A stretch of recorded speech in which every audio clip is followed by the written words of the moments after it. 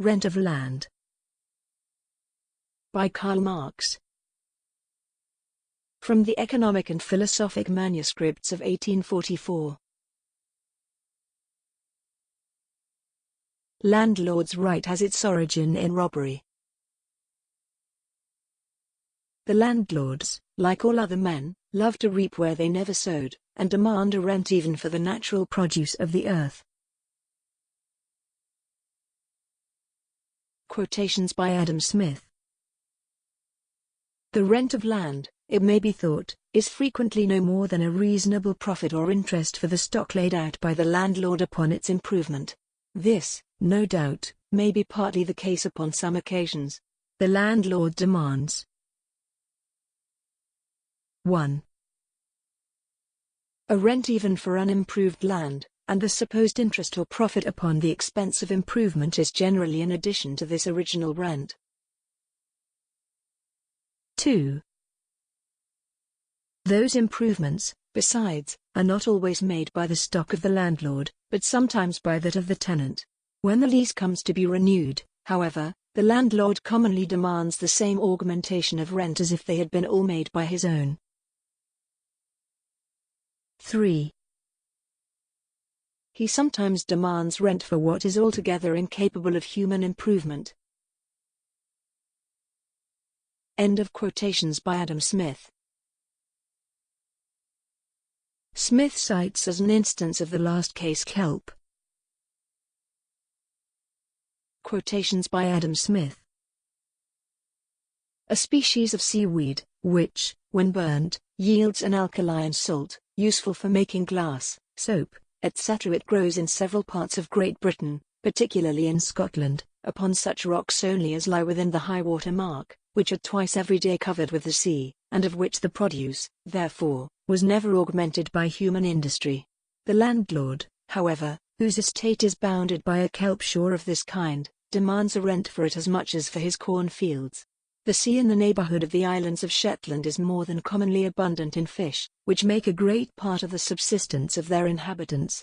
But in order to profit by the produce of the water they must have a habitation upon the neighboring land. The rent of the landlord is in proportion, not to what the farmer can make by the land, but to what he can make both by the land and by the water. Next quotation. This rent may be considered as the produce of those powers of nature, the use of which the landlord lends to the farmer. It is greater or smaller according to the supposed extent of those powers, or in other words, according to the supposed natural or improved fertility of the land. It is the work of nature which remains after deducting or compensating everything which can be regarded as the work of man. Next quotation. The rent of land, therefore, considered as the price paid for the use of the land, is naturally a monopoly price. It is not at all proportioned to what the landlord may have laid out upon the improvement of the land, or to what he can afford to take, but to what the farmer can afford to give. End of quotations by Adam Smith. Of the three original classes, that of the landlords is the one. Quotation by Adam Smith. Whose revenue costs them neither labor nor care, but comes to them, as it were, of its own accord, and independent of any plan or project of their own. End of quotation by Adam Smith. We have already learned that the size of the rent depends on the degree of fertility of the land. Another factor in its determination is situation. Quotations by Adam Smith. The rent of land not only varies with its fertility, whatever be its produce, but with its situation whatever be its fertility. Next quotation. The produce of land, mines, and fisheries, when their natural fertility is equal, is in proportion to the extent and proper application of the capitals employed about them. When the capitals are equal and equally well applied, it is in proportion to their natural fertility. End of quotations by Adam Smith. These propositions of Smith are important, because, given equal costs of production and capital of equal size, they reduce the rent of land to the greater or lesser fertility of the soil, thereby showing clearly the perversion of concepts in political economy, which turns the fertility of the land into an attribute of the landlord. Now, however, let us consider the rent of land as it is formed in real life. The rent of land is established as a result of the struggle between tenant and landlord. We find that the hostile antagonism of interests, the struggle, the war is recognized throughout political economy as the basis of social organization. Let us see now what the relations are between landlord and tenant. Quotation by Adam Smith. In adjusting the terms of the lease, the landlord endeavors to leave him no greater share of the produce than what is sufficient to keep up the stock from which he furnishes the seed, pays the labor, and purchases and maintains the cattle and other instruments of husbandry, together with the ordinary profits of farming stock in the neighborhood. This is evidently the smallest share with which the tenant can content himself without being a loser, and the landlord seldom means to leave him any more. Whatever part of the produce, or, what is the same thing, whatever part of its price is over and above this share, he naturally endeavors to reserve to himself as the rent of his land, which is evidently the highest the tenant can afford to pay in the actual circumstances of the land.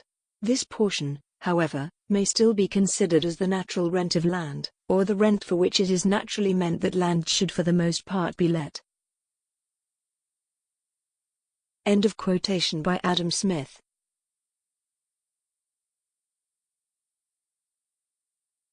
Quotation by Say. The landlords operate a certain kind of monopoly against the tenants. The demand for their commodity, site and soil, can go on expanding indefinitely, but there is only a given, limited amount of their commodity. The bargain struck between landlord and tenant is always advantageous to the former in the greatest possible degree. Besides the advantage he derives from the nature of the case, he derives a further advantage from his position, his larger fortune and greater credit and standing. But the first by itself suffices to enable him and him alone to profit from the favorable circumstances of the land. The opening of a canal, or a road, the increase of population and of the prosperity of a district, always raises the rent. Indeed, the tenant himself may improve the ground at his own expense, but he only derives the profit from this capital for the duration of his lease, with the expiry of which it remains with the proprietor of the land. Henceforth it is the latter who reaps the interest thereon, without having made the outlay, for there is now a proportionate increase in the rent. End of quotation by Say.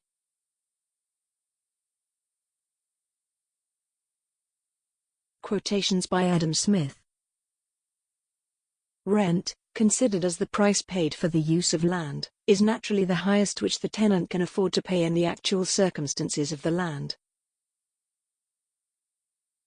Next quotation. The rent of an estate above ground commonly amounts to what is supposed to be a third of the gross produce, and it is generally a rent certain and independent of the occasional variations in the crop. Next quotation. This rent is seldom less than a fourth of the whole produce. End of quotations by Adam Smith. Rent cannot be paid on all commodities. For instance, in many districts no rent is paid for stones. Quotations by Adam Smith. Such parts only of the produce of land can commonly be brought to market at which the ordinary price is sufficient to replace the stock which must be employed in bringing them thither, together with its ordinary profits. If the ordinary price is more than this, the surplus part of it will naturally go to the rent of the land. If it is not more, though the commodity may be brought to market, it can afford no rent to the landlord. Whether the price is or is not more depends upon the demand. Next quotation. Rent, it is to be observed, therefore, enters into the composition of the price of commodities in a different way from wages and profit. High or low wages and profit are the causes of high or low price, high or low rent is the effect of it. End of quotations by Adam Smith. Food belongs to the products which always yield a rent. Quotations by Adam Smith. As men, like all other animals, naturally multiply in proportion to the means of their subsistence, food is always, more or less, in demand. It can always purchase or command a greater or smaller quantity of labor, and somebody can always be found who is willing to do something in order to obtain it. The quantity of labor, indeed, which it can purchase is not always equal to what it could maintain, if managed in the most economical manner, on account of the high wages which are sometimes given to labor. But it can always purchase such a quantity of labor as it can maintain, according to the rate at which the sort of labor is commonly maintained in the neighborhood. Next quotation. But land, in almost any situation, produces a greater quantity of food than what is sufficient to maintain all the labor necessary for bringing it to market in the most liberal way in which that labor is ever maintained. The surplus, too, is always more than sufficient to replace the stock which employed that labor, together with its profits. Something, therefore, always remains for a rent to the landlord. Next quotation. Food is in this manner not only the original source of rent, but every other part of the produce of land which afterwards affords rent derives that part of its value from the improvement of the powers of labor in producing food by means of the improvement and cultivation of land. Next quotation. Human food seems to be the only produce of land which always and necessarily affords some rent to the landlord. Next quotation. Countries are populous not in proportion to the number of people whom their produce can clothe and lodge, but in proportion to that of those whom it can feed. Next quotation. After food, clothing and lodging are the two great wants of mankind. Next quotation. They usually yield a rent, but not inevitably. End of quotations by Adam Smith. Let us now see how the landlord exploits everything from which society benefits. 1. The rent of land increases with population. 2. We have already learnt from say how the rent of land increases with railways, etc., with the improvement, safety, and multiplication of the means of communication. 3. Quotations by Adam Smith. Every improvement in the circumstances of the society tends either directly or indirectly to raise the real rent of land, to increase the real wealth of the landlord, his power of purchasing the labor, or the produce of the labor of other people. Next quotation. The extension of improvement and cultivation tends to raise it directly. The landlord's share of the produce necessarily increases with the increase of the produce. Next quotation. That rise in the real price of those parts of the rude produce of land. The rise in the price of cattle, for example, tends to raise the rent of land directly, and in a still greater proportion. The real value of the landlord's share, his real command of the labor of other people, not only rises with the real value of the produce, but the proportion of his share to the whole produce rises with it. That produce, after the rise in its real price, requires no more labor to collect it than before. A smaller proportion of it will, therefore, be sufficient to replace, with the ordinary profit, the stock which employs that labor. A greater proportion of it must, consequently, belong to the landlord. End of quotations by Adam Smith. The greater demand for raw produce, and therefore the rise in value, may in part result from the increase of population and from the increase of their needs. But every new invention, every new application in manufacture of a previously unused or little used raw material, augments rent. Thus, for example, there was a tremendous rise in the rent of coal mines with the advent of the railways, steamships, etc. Besides this advantage which the landlord derives from manufacture, discoveries, and labor, there is yet another, as we shall presently see. 4. Quotation by Adam Smith. All those improvements in the productive powers of labor, which tend directly to reduce the real price of manufactures, tend indirectly to raise the real rent of land. The landlord exchanges that part of his rude produce, which is over and above his own consumption, or what comes to the same thing, the price of that part of it, for manufactured produce. Whatever reduces the real price of the latter, raises that of the former.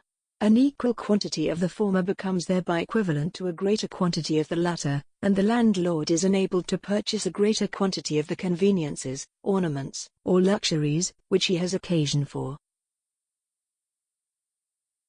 End of quotation by Adam Smith.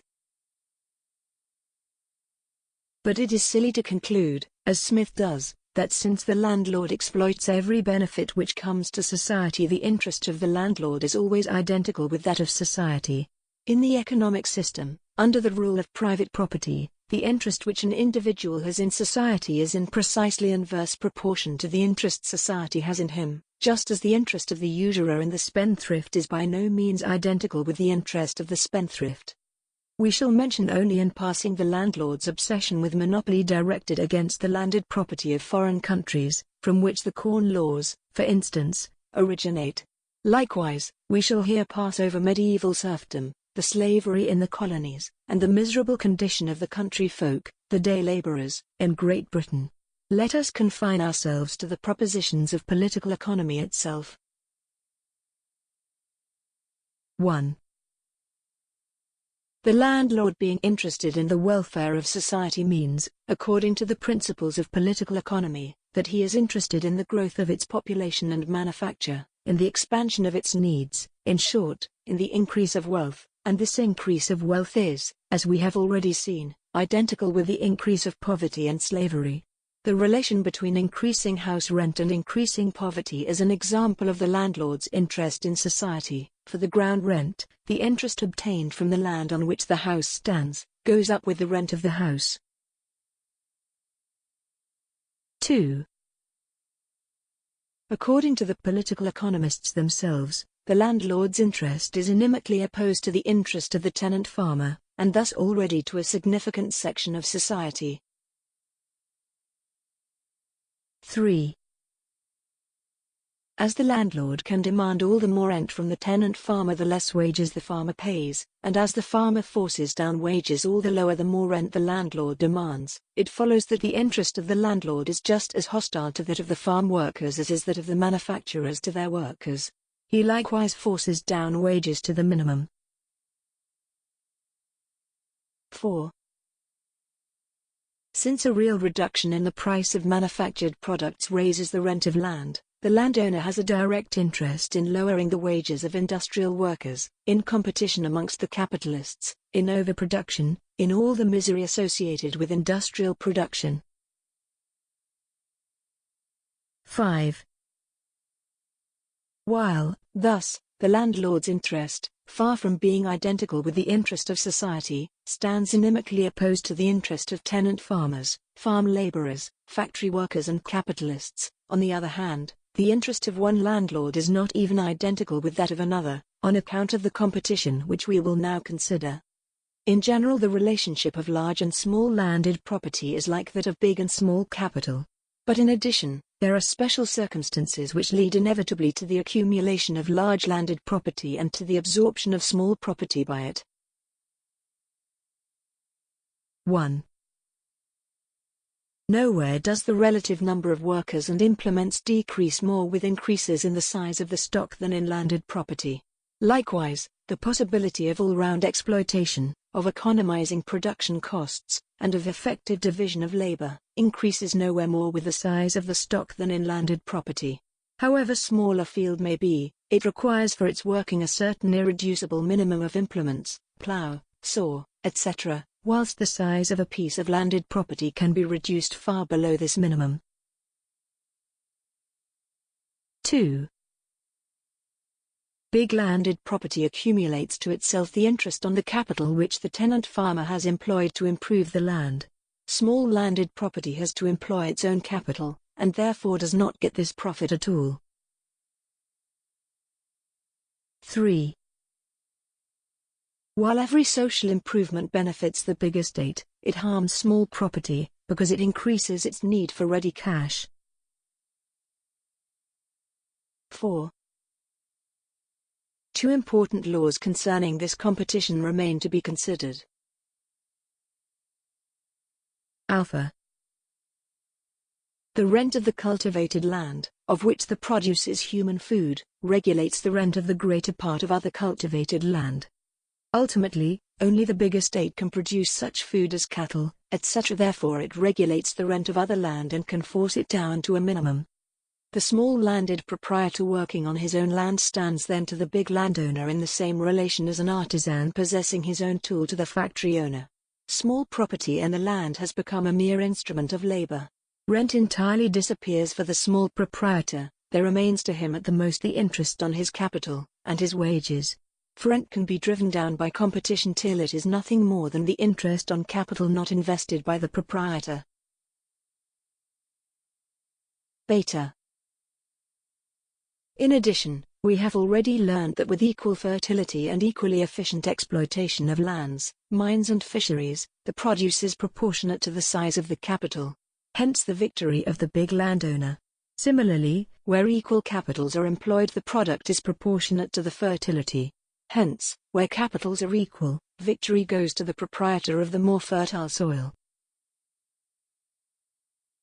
Gamma. Quotations by Adam Smith. A mine of any kind may be said to be either fertile or barren, according as the quantity of mineral which can be brought from it by a certain quantity of labor is greater or less than what can be brought by an equal quantity from the greater part of other mines of the same kind. Next quotation. The most fertile coal mine, 2, regulates the price of coal at all the other mines in its neighborhood. Both the proprietor and the undertaker of the work find, the one that he can get a greater rent, the other that he can get a greater profit, by somewhat underselling all their neighbors. Their neighbors are soon obliged to sell at the same price, though they cannot so well afford it, and though it always diminishes, and sometimes takes away altogether both their rent and their profit. Some works are abandoned altogether, others can afford no rent, and can be wrought only by the proprietor. Next quotation. After the discovery of the mines of Peru, the silver mines of Europe were, the greater part of them, abandoned. This was the case, too, with the mines of Cuba and St. Domingo, and even with the ancient mines of Peru, after the discovery of those of Potosi. End of quotations by Adam Smith. What Smith here says of mines applies more or less to landed property generally. Delta. Quotation by Adam Smith. The ordinary market price of land, it is to be observed, depends everywhere upon the ordinary market rate of interest. If the rent of land should fall short of the interest of money by a greater difference, nobody would buy land, which would soon reduce its ordinary price. On the contrary, if the advantages should much more than compensate the difference, everybody would buy land, which again would soon raise its ordinary price. End of quotation by Adam Smith. From this relation of rent of land to interest on money it follows that rent must fall more and more, so that eventually only the wealthiest people can live on rent. Hence the ever greater competition between landowners who do not lease their land to tenants. Ruin of some of these, further accumulation of large landed property. This competition has the further consequence that a large part of landed property falls into the hands of the capitalists and that capitalists thus become simultaneously landowners, just as the smaller landowners are on the whole already nothing more than capitalists. Similarly, a section of large landowners become at the same time industrialists. The final consequence is thus the abolition of the distinction between capitalist and landowner, so that there remain altogether only two classes of the population, the working class and the class of capitalists. This huckstering with landed property, the transformation of landed property into a commodity, constitutes the final overthrow of the old and the final establishment of the money aristocracy. 1. We will not join in the sentimental tears wept over this by Romanticism. Romanticism always confuses the shamefulness of huckstering the land with the perfectly rational consequence, inevitable and desirable within the realm of private property, of the huckstering of private property in land. In the first place, feudal landed property is already by its very nature huckstered land, the earth which is estranged from man and hence confronts him in the shape of a few great lords. The domination of the land as an alien power over men is already inherent in feudal landed property. The serf is the adjunct of the land. Likewise, the lord of an entailed estate, the firstborn son, belongs to the land. It inherits him. Indeed, the dominion of private property begins with property in land, that is its basis. But in feudal landed property the lord at least appears as the king of the estate. Similarly, there still exists the semblance of a more intimate connection between the proprietor and the land than that of mere material wealth. The estate is individualized with its lord, it has his rank, is baronial or ducal with him, has his privileges, his jurisdiction, his political position, etc. It appears as the inorganic body of its lord. Hence the proverb, nul ter sans maître, there is no land without its master, which expresses the fusion of nobility and landed property. Similarly, the rule of landed property does not appear directly as the rule of mere capital. For those belonging to it, the estate is more like their fatherland. It is a constricted sort of nationality. In the same way, feudal landed property gives its name to its lord, as does a kingdom to its king. His family history, the history of his house, etc. All this individualizes the estate for him and makes it literally his house, personifies it. Similarly, those working on the estate have not the position of day laborers, but they are in part themselves his property, as are serfs, and in part they are bound to him by ties of respect, allegiance, and duty. His relation to them is therefore directly political, and has likewise a human, intimate side. Customs, character, etc., vary from one estate to another and seem to be one with the land to which they belong, whereas later, it is only his purse and not his character, his individuality, which connects a man with an estate. Finally, the feudal lord does not try to extract the utmost advantage from his land. Rather, he consumes what is there and calmly leaves the worry of producing to the serfs and the tenants. Such is nobility's relationship to landed property, which casts a romantic glory on its lords. It is necessary that this appearance be abolished, that landed property, the root of private property, be dragged completely into the movement of private property and that it become a commodity, that the rule of the proprietor appear as the undisguised rule of private property, of capital, freed of all political tincture, that the relationship between proprietor and worker be reduced to the economic relationship of exploiter and exploited, that all personal relationship between the proprietor and his property cease, property becoming merely objective, material wealth, that the marriage of convenience should take the place of the marriage of honor with the land, and that the land should likewise sink to the status of a commercial value, like man. It is essential that that which is the root of landed property, filthy self-interest, make its appearance, too, in its cynical form.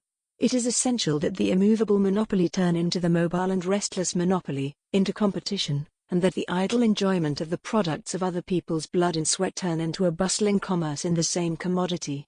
Lastly, it is essential that in this competition landed property, in the form of capital, manifest its dominion over both the working class and the proprietors themselves who are either being ruined or raised by the laws governing the movement of capital. The medieval proverb, nul ter sans seigneur, there is no land without its lord, is thereby replaced by that other proverb, l'argent n'a pas de maître, money knows no master, wherein is expressed the complete domination of dead matter over man. 2. Concerning the argument of division or non-division of landed property, the following is to be observed. The division of landed property negates the large-scale monopoly of property in land, abolishes it, but only by generalizing this monopoly. It does not abolish the source of monopoly, private property. It attacks the existing form, but not the essence, of monopoly. The consequence is that it falls victim to the laws of private property. For the division of landed property corresponds to the movement of competition in the sphere of industry. In addition to the economic disadvantages of such a dividing up of the instruments of labor, and the dispersal of labor, to be clearly distinguished from the division of labor, in separated labor the work is not shared out amongst many, but each carries on the same work by himself. It is a multiplication of the same work. This division of land, like that competition in industry, necessarily turns again into accumulation. Therefore, where the division of landed property takes place, there remains nothing for it but to return to monopoly in a still more malignant form, or to negate, to abolish the division of landed property itself. To do that, however, is not to return to feudal ownership, but to abolish private property in the soil altogether. The first abolition of monopoly is always its generalization, the broadening of its existence. The abolition of monopoly, once it has come to exist in its utmost breadth and inclusiveness, is its total annihilation. Association, applied to land, shares the economic advantage of large-scale landed property, and first brings to realization the original tendency inherent in land division, namely, equality. In the same way association also re-establishes, now on a rational basis, no longer mediated by serfdom, overlordship and the silly mysticism of property, the intimate ties of man with the earth, since the earth ceases to be an object of huckstering, and through free labor and free enjoyment becomes once more a true personal property of man. A great advantage of the division of landed property is that the masses, which can no longer resign themselves to servitude, perish through property in a different way than in industry. As for large landed property, its defenders have always, sophistically, identified the economic advantages offered by large-scale agriculture with large-scale landed property, as if it were not precisely as a result of the abolition of property that this advantage, for one thing, would receive its greatest possible extension, and, for another, only then would be of social benefit.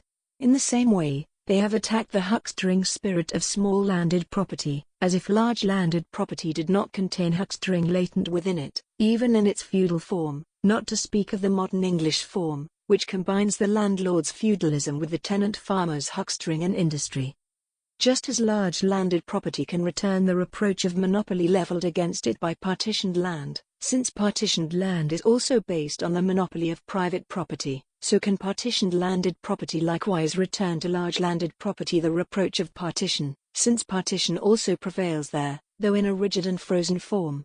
Indeed, private property rests altogether on partitioning. Moreover, just as division of the land leads back to large landed property as a form of capital wealth, so must feudal landed property necessarily lead to partitioning or at least fall into the hands of the capitalists, turn and twist as it may.